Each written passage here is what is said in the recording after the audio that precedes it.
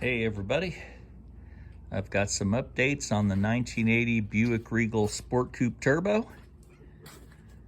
I took the 274 cubic inch stroker or 4.5 liter engine out of the black Buick, and I've got it stabbed into the white 80 Buick. I got to hook up the wastegate and the dump pipe, hook up everything. I just got it sitting on the engine mounts onto the transmission. So that's the update on that. Update on the Turbo 05 Subaru Outback XT Turbo. Intake is all finished, all the way to the turbo. And it goes down there. And I had it tuned at a dyno tune shop, as you can see from the last few videos I did.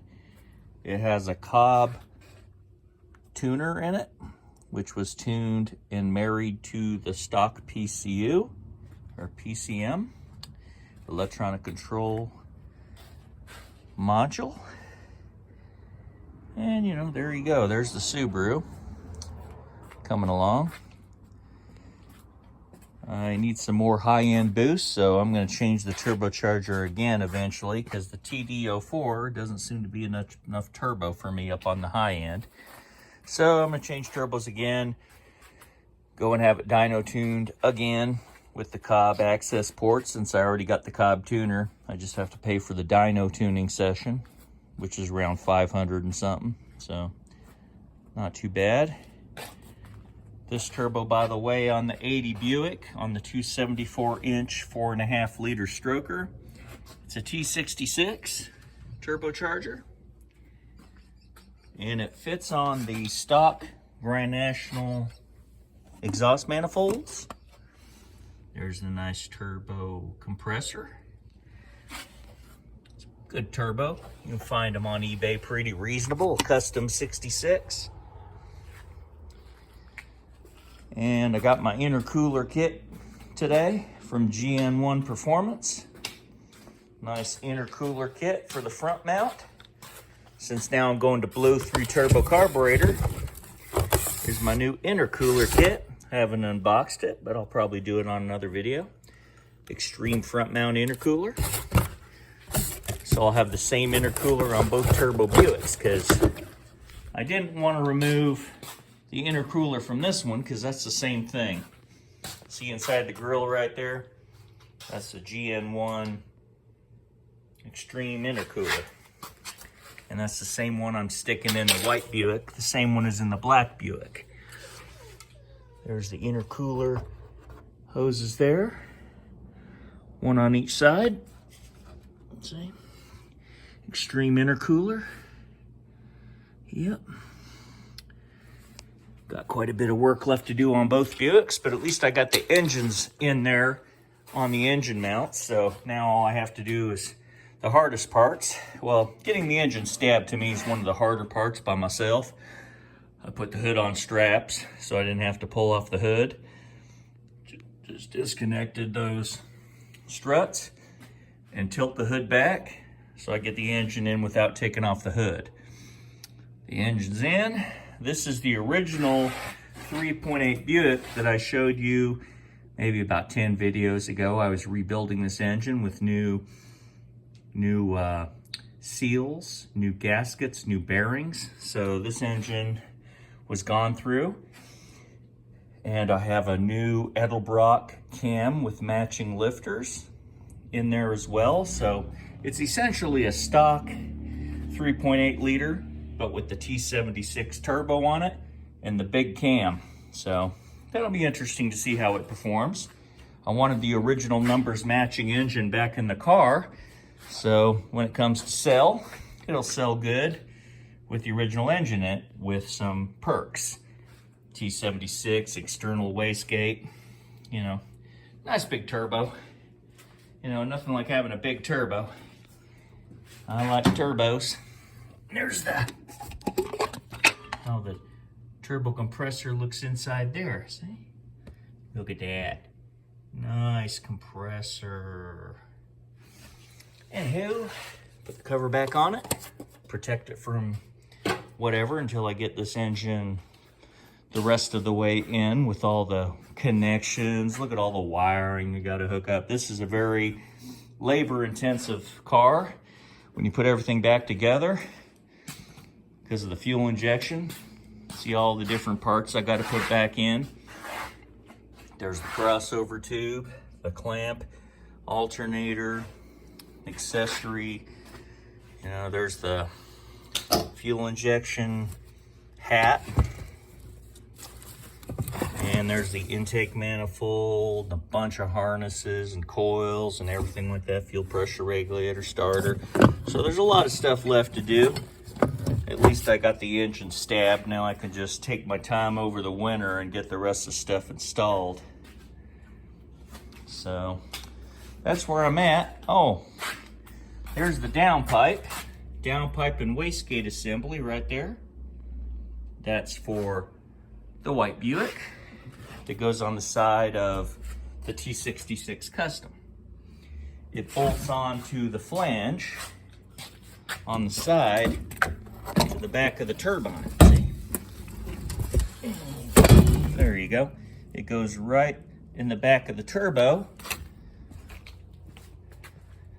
right there, and it's the downpipe. And it goes down in that gulch down there. So that's where I'm at. It's coming along. I'll show you the original engine that came out of the white Buick. It's a 43-year-old 3.8 draw-through turbo. I've been working on cleaning it because you couldn't even see the engine when it was in the car because it was covered with so much sludge and grud and oil sludge. And I spent hours with a pressure washer and an engine degreaser to get it to this point. So I still got a ways to go. And this engine, I'm going to rebuild it to be a stroker engine. Since it's a 3.8 and not a 4.1, this will be a 266 cubic inch stroker instead of a 231. 3.8 original. All right, coming along. There's some wastegates for future projects. Yep, busy garage, let me tell you. The Z, I got to figure out why the injectors are not pulsating. There's something in the wiring harness that's acting up, and that's the only thing keeping me from driving my nice new turbocharged Z. Here's the Mercury Cougar XR7, 1971. After I get done with both turbo Buicks, this will be the one I start twin turbocharging using that 5.0 turbocharged engine from a 91 Mustang. And it's that one over there. I'll show it to you closer. Turn this back over. There we go. Rodents. I don't want rodents getting in there just in case they get in, because it's getting cold at night. There's that twin turbo 5-liter Ford. Yeah, you know, it's got the stroker valve covers on it, see? But it's just bored. It's got like a maximum bore, but I believe it's a stock stroke. But with 2 turbos, it should perform pretty well in a Ford Cougar, which is pretty cool. And back in the back of the garage, still got the 455 cubic inch Buick, or actually Oldsmobile, 455 cubic inch Oldsmobile, but they bolt on to the Pontiac Oldsmobile and Buick transmissions. So here's the 3.8 that came out of that Thunderbird some years ago. There's an engine that came out of a 95 Mustang GT, the 5-liter, one of the last years they made it. And there's a Nissan L24, an original 1970 Nissan Datsun 240Z engine. There's the 204R transmission to go back into the 87 Turbo Buick. And I've got the supercharged 5.4-liter that I'm deciding what home it's going to go into, since I don't have any more Ford Expeditions. I sold them, so I'm looking for either a four-wheel drive F-150 from 2003 and earlier. Most likely 2003 would be what I'm looking for, or Ford Expedition or Excursion from 03.